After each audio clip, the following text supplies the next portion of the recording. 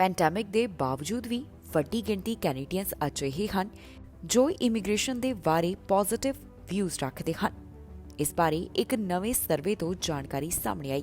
ਐਨਵਾਇਰੋਨਿਕਸ institute ਦੇ ਵੱਲੋਂ ਇੱਕ ਸਰਵੇ ਕਰਵਾਇਆ ਗਿਆ, ਜਿਸ ਦੇ ਵਿੱਚ ਸਤੰਬਰ 7 ਤੋਂ ਲੈ ਕੇ ਸਤੰਬਰ 23, 2021 ਦੌਰਾਨ 2000 ਕੈਨੇਡੀਅਨਸ ਨੂੰ ਇੰਟਰਵਿਊ ਕੀਤਾ ਗਿਆ, ਜਿੱਥੇ ਉਨ੍ਹਾਂ ਦੇ ਇਮੀਗ੍ਰੇਸ਼ਨ ਤੇ ਰਿਫਿਊਜੀਜ਼ ਨੂੰ ਲੈ ਕੇ ਜੋ ਵਿਊਜ਼ ਹਨ ਉਹ ਪੁੱਛੇ ਗਏ।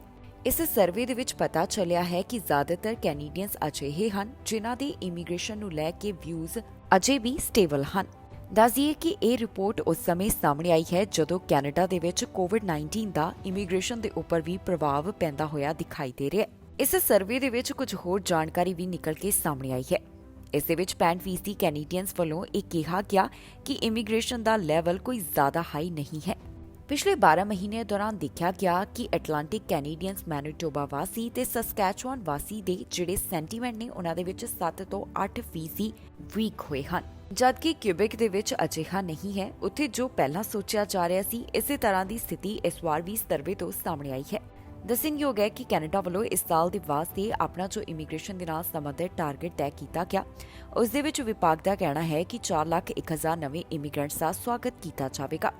ਪਰ ਹੁਣ ਸਾਲ ਖਤਮ ਹੋਣ ਦੇ ਵਿੱਚ 2 ਮਹੀਨੇ ਤੋਂ ਵੀ ਘੱਟ ਦਾ ਸਮਾਂ ਰਹਿ ਗਿਆ, ਪਰ ਇਹ ਟਾਰਗੇਟ ਅਜੇ ਪੂਰਾ ਨਹੀਂ ਹੋ ਸਕਿਆ, ਜਿਸ ਦੇ ਕਰਕੇ ਲੋਕਾਂ ਦੇ ਮਨਾਂ ਦੇ ਵਿੱਚ ਇਸ ਦੇ ਨਾਲ ਸੰਬੰਧਿਤ ਮਿਕਸਡ ਫੀਲਿੰਗ ਹੈ। ਕਈਆਂ ਨੂੰ ਲੱਗਦਾ ਹੈ ਕਿ ਕੋਈ ਵੱਡਾ ਸਰਪ੍ਰਾਈਜ਼ ਆਏਗਾ ਤੇ ਕਈ ਇਹ ਵੀ ਸੋਚਦੇ ਨੇ ਕਿ ਹੋ ਸਕਦਾ ਹੈ ਕਿ ਟਾਰਗੇਟ ਪੂਰਾ ਨਾ ਹੋ ਸਕੇ।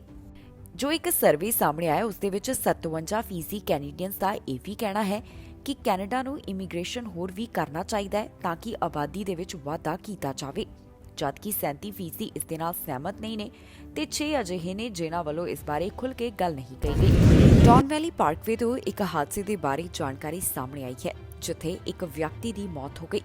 ਇਸ ਘਟਨਾ ਦੀ ਜਾਣਕਾਰੀ ਟੋਰਾਂਟੋ ਪੁਲਿਸ ਵੱਲੋਂ ਸਾਂਝੀ ਕੀਤੀ ਗਈ। ਟੋਰਾਂਟੋ ਪੁਲਿਸ ਦਾ ਕਹਿਣਾ ਹੈ ਕਿ ਹਾਦਸਾ 8:30 ਦੇ ਕਰੀਬ ਸਾਹਮਣੇ ਆਇਆ। ਪੁਲਿਸ ਦਾ ਮੰਨਣਾ ਹੈ ਕਿ ਵਿਅਕਤੀ ਨੂੰ ਇੱਕ ਵਾਹਨ ਵੱਲੋਂ ਟੱਕਰ ਮਾਰੀ ਗਈ। ਇਸ ਵਿਅਕਤੀ ਨੂੰ ਬਚਾਉਣ ਦੀ ਕੋਸ਼ਿਸ਼ ਕੀਤੀ ਗਈ, ਪਰ ਘਟਨਾ ਵਾਲੀ ਥਾਂ ਦੇ ਉੱਪਰ ਹੀ ਇਸ ਨੂੰ ਮ੍ਰਿਤਕ ਐਲਾਨ ਕਰ ਦਿੱਤਾ ਗਿਆ। ਪੁਲਿਸ ਵੱਲੋਂ ਜਦੋਂ ਇਸ ਮਾਮਲੇ ਦੀ ਪੜਤਾਲ ਕੀਤੀ ਜਾ ਰਹੀ ਸੀ ਤਾਂ ਉਹਨਾਂ ਵੱਲੋਂ ਕੁਝ ਸਮੇਂ ਦੇ ਲਈ ਜਿਸ ਥਾਂ ਦੇ ਉੱਪਰ ਹਾਦਸਾ ਵਾਪਰਿਆ ਉਸ ਨੂੰ ਬੰਦ ਰੱਖਿਆ ਗਿਆ, ਪਰ ਬਾਅਦ ਦੇ ਵਿੱਚ ਇਸ ਨੂੰ ਮੁੜ ਤੋਂ ਖੋਲ੍ਹ ਦਿੱਤਾ ਗਿਆ ਹੈ। ਫਿਲਹਾਲ ਪੁਲਿਸ ਵੱਲੋਂ ਇਹ ਜਾਣਕਾਰੀ ਸਾਂਝੀ ਨਹੀਂ ਕੀਤੀ ਗਈ ਕਿ ਇਹ ਹਾਦਸਾ ਕਿਵੇਂ ਵਾਪਰਿਆ ਅਤੇ ਇਸ ਦਾ ਅਸਲ ਕੀ ਕਾਰਨ ਹੈ। ਉਨ੍ਹਾਂ ਵੱਲੋਂ ਇਸ ਮਾਮਲੇ ਦੀ ਜਾਂਚ ਕੀਤੀ ਜਾ ਰਹੀ ਹੈ। ਇਸ ਘਟਨਾ ਦੇ ਪੀੜਤ ਦਾ ਨਾਮ ਅਤੇ ਪਹਿਚਾਣ ਵੀ ਪੁਲਿਸ ਵੱਲੋਂ ਜਨਤਕ ਨਹੀਂ ਕੀਤੇ ਗਏ। ਉਨ੍ਹਾਂ ਵੱਲੋਂ ਇਸ ਦੀ ਹੋਰ ਜਾਂਚ ਕਰਨ ਤੋਂ ਬਾਅਦ ਅਗਲੀ ਅਪਡੇਟ ਸਾਂਝੀ ਕੀਤੀ ਜਾਵੇਗੀ।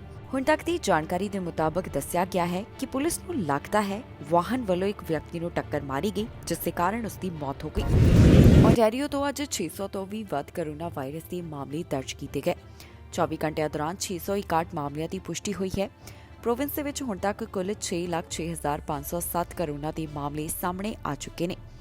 ਇੱਥੇ ਜਿਹੜੀਆਂ 24 ਘੰਟੇ ਦੌਰਾਨ ਮੌਤਾਂ ਹੋਈਆਂ, ਉਸ ਤੋਂ ਬਾਅਦ ਹੁਣ ਤੱਕ ਦਾ ਮੌਤਾਂ ਦਾ ਅੰਕੜਾ 9,927 ਦੇ ਉੱਪਰ ਪਹੁੰਚ ਗਿਆ। ਜਿਹੜੇ ਮਾਮਲੇ 24 ਘੰਟਿਆਂ ਦੌਰਾਨ ਦਰਜ ਕੀਤੇ ਗਏ, ਇਹਨਾਂ ਵਿੱਚ 388 ਅਜਿਹੇ ਸਨ ਜਿਨ੍ਹਾਂ ਨੇ ਕੋਵਿਡ-19 ਵੈਕਸੀਨ ਦੇ ਦੋਨੋਂ ਡੋਜ਼ ਹਾਸਲ ਨਹੀਂ ਕੀਤੇ। ਇਸ ਦੇ ਨਾਲ ਹੀ ਜੋ 243 ਸਨ ਉਹ ਫੁੱਲੀ ਵੈਕਸੀਨੇਟਡ ਦੱਸੇ ਗਏ। ਜਾਣਕਾਰੀ ਦੇ ਮੁਤਾਬਕ ICU ਦੇ ਵਿੱਚ 131 ਮਰੀਜ਼ ਹਨ। 24 ਘੰਟਿਆਂ ਦੌਰਾਨ ਟੋਰਾਂਟੋ ਤੋਂ 86, ਯਾਰਕ ਰੀਜਨ ਤੋਂ 54, ਓਟਵਾ ਤੋਂ 49, ਵਿੰਡਸਰ ਐਸੈਕਸ ਤੋਂ 43 ਮਾਮਲਿਆਂ ਦੀ ਪੁਸ਼ਟੀ ਹੋਈ ਹੈ। ਓਨਟਾਰੀਓ ਅੰਦਰ 88.7% ਆਬਾਦੀ ਉਹ ਹੈ ਜਿਨ੍ਹਾਂ ਨੇ ਕੋਵਿਡ-19 ਵੈਕਸੀਨ ਦੀ ਇੱਕ ਡੋਜ਼ ਹਾਸਲ ਕੀਤੀ ਤੇ 85.4% ਆਬਾਦੀ ਇਸ ਸਮੇਂ ਫੁੱਲੀ ਵੈਕਸੀਨੇਟਡ ਹੈ। ਕਿਊਬੈਕ ਦੇ ਵਿੱਚ ਵੀ ਪਹਿਲਾਂ ਦੇ ਮੁਕਾਬਲੇ ਕੋਰੋਨਾ ਵਾਇਰਸ ਦੇ ਮਾਮਲੇ ਵਧਣ ਲੱਗੇ ਹਨ। ਕਿਊਬੈਕ ਦੇ ਵਿੱਚ 24 ਘੰਟਿਆਂ ਦੌਰਾਨ 715 ਕੇਸਿਸ ਦਰਜ ਕੀਤੇ ਗਏ ਤੇ ਇਹਨਾਂ 24 ਘੰਟਿਆਂ ਦੌਰਾਨ 6 ਮੌਤਾਂ ਇਸ ਵਾਇਰਸ ਦੇ ਕਾਰਨ ਹੋ ਗਈਆਂ। ਇੱਥੇ ਪ੍ਰੋਵਿੰਸ ਦੇ ਵਿੱਚ ਹੁਣ ਤੱਕ ਕੁੱਲ 4,33,706 ਕੋਰੋਨਾ ਦੇ ਮਾਮਲੇ ਸਾਹਮਣੇ ਆ ਚੁੱਕੇ ਨੇ। 11,541 ਮੌਤਾਂ ਇਸ ਵਾਇਰਸ ਦੇ ਕਾਰਨ ਹੋ ਚੁੱਕੀਆਂ ਨੇ। अस्पताल ਦੇ ਵਿੱਚ 198 ਮਰੀਜ਼ਾਂ ਦੀ ਗਿਣਤੀ ਦੱਸੀ ਜਾ ਰਹੀ ਹੈ, ਜਿਨ੍ਹਾਂ ਵਿੱਚੋਂ 44 ਇੰਟੈਂਸਿਵ ਕੇਅਰ ਅਧੀਨ ਹਨ। ਇੱਥੇ ਪ੍ਰੋਵਿੰਸ ਦੇ ਵਿੱਚ ਵੱਡੀ ਗਿਣਤੀ ਆਬਾਦੀ ਵੱਲੋਂ ਕੋਵਿਡ-19 ਵੈਕਸੀਨ ਹਾਸਲ ਕੀਤੀ ਗਈ। ਜਾਣਕਾਰੀ ਮੁਤਾਬਕ 91% ਆਬਾਦੀ ਉਹ ਹੈ ਜਿਨ੍ਹਾਂ ਨੇ ਕੋਵਿਡ-19 ਵੈਕਸੀਨ ਦੀ ਇੱਕ ਡੋਜ਼ ਲਗਵਾਈ ਤੇ ਦੂਜੇ ਪਾਸੇ 87% ਆਬਾਦੀ ਇਸ ਸਮੇਂ ਕਿਊਬੈਕ ਦੇ ਵਿੱਚ ਫੁੱਲੀ ਵੈਕਸੀਨੇਟਡ ਹੈ। ਕੈਨੇਡਾ ਤੋਂ ਹੁਣ ਤੱਕ ਕੁੱਲ 1.7 ਮਿਲੀਅਨ ਤੋਂ ਵੱਧ ਕੋਰੋਨਾ ਦੇ ਮਾਮਲੇ ਸਾਹਮਣੇ ਆ ਚੁੱਕੇ ਨੇ। 29,322 ਮੌਤਾਂ ਇਸ ਵਾਇਰਸ ਦੇ ਕਾਰਨ ਹੋ ਚੁੱਕੀਆਂ ਨੇ। ਐਕਟਿਵ ਕੇਸਿਸ ਦੀ ਗਿਣਤੀ 25,439 ਹੈ, ਜਿਨ੍ਹਾਂ ਵਿੱਚੋਂ 24,894 ਮਾਈਲਡ ਕੰਡੀਸ਼ਨ ਅਤੇ 545 ਸੀਰੀਅਸ ਕੰਡੀਸ਼ਨ ਦੇ ਵਿੱਚ ਨੇ। ਇਸ ਦੇ ਨਾਲ ਹੀ ਕੈਨੇਡਾ ਦੇ ਵਿੱਚ 1.6 ਮਿਲੀਅਨ ਤੋਂ ਵੱਧ ਦੀ ਰਿਕਵਰਡ ਕੇਸਿਸ ਦੀ ਗਿਣਤੀ ਹੈ। ਯੂਨਾਈਟਿਡ ਨੇਸ਼ਨਸ ਦੇ ਵੱਲੋਂ ਜਾਣਕਾਰੀ ਦਿੱਤੀ ਗਈ ਕਿ ਕੈਨੇਡਾ ਵੱਲੋਂ ਯੁਗਾਂਡਾ ਨੂੰ 2 ਮਿਲੀਅਨ ਡੋਜ਼ਸ ਦਾਨ ਕੀਤੀਆਂ ਗਈਆਂ। ਇਹ 2 ਮਿਲੀਅਨ ਡੋਜ਼ਸ ਮੋਡਰਨਾ ਟੀਕੇ ਦੀਆਂ ਹਨ।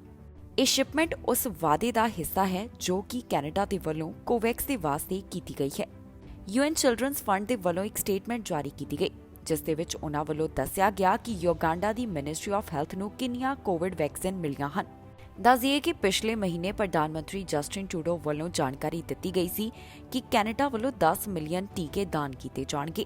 ਇਹ ਟੀਕੇ ਮਾਡਰਨਾ ਦੇ ਹੋਣਗੇ, ਜੋ ਕਿ ਉਨ੍ਹਾਂ ਵੱਲੋਂ ਕੋਵੈਕਸ ਦੇ ਰਾਹੀਂ ਡੋਨੇਟ ਕੀਤੇ ਜਾਣਗੇ। ਇਸ ਦੇ ਨਾਲ ਹੀ ਉਨ੍ਹਾਂ ਵੱਲੋਂ ਅਫਰੀਕਾ ਦੇ ਵਿੱਚ mRNA ਵੈਕਸੀਨ ਬਣਾਉਣ ਦੀ ਵਾਸਤੇ $15 ਮਿਲੀਅਨ ਦੇ ਡੋਨੇਸ਼ਨ ਦਾ ਵੀ ਐਲਾਨ ਕੀਤਾ ਸੀ। ਇੱਥੇ ਇਹ ਵੀ ਦੱਸਣਯੋਗ ਹੈ ਕਿ ਵਰਲਡ ਹੈਲਥ ਆਰਗੇਨਾਈਜੇਸ਼ਨ ਦੇ ਵੱਲੋਂ ਲਗਾਤਾਰ ਦੇਸ਼ਾਂ ਨੂੰ ਅਪੀਲ ਕੀਤੀ ਜਾ ਰਹੀ ਹੈ ਕਿ ਕੋਵੈਕਸ ਦੇ ਜ਼ਰੀਏ ਵੈਕਸੀਨ ਡੋਨੇਟ ਕੀਤੀ ਜਾਵੇ ਤਾਂ ਕਿ ਇਹ ਟੀਕਾ ਉਨ੍ਹਾਂ ਦੇਸ਼ਾਂ ਤੱਕ ਵੀ ਪਹੁੰਚ ਸਕੇ ਜਿਨ੍ਹਾਂ ਨੂੰ ਇਸ ਦੀ ਜ਼ਰੂਰਤ ਹੈ।